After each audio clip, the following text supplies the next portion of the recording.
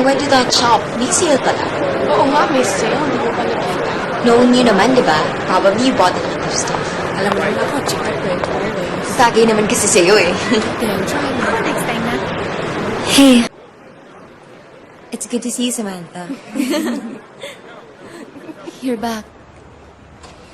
Sorry kung hindi nagparamdam sa inyo, ah. Pinag-alala ko patuloy kayo. Oo, no? Bigla ka na lang nawala. Eh, kinilangan ko kasing magtago eh. Tumira ako sa lola ko sa France.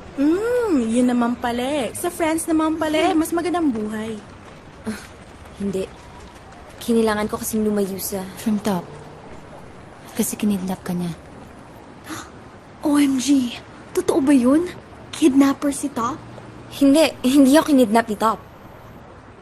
Pero sabi mo boyfriend mo ang bumugbog sa'yo.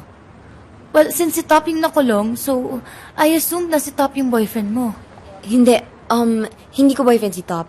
Half-brother ko siya. Actually, nagsinungaling ako kasi ayoko lumabas yung totoo eh. Ah, so hindi naman pala si Top ang bumugbog. Eh, de sino? Yung stepfather kong nalulong sa droga.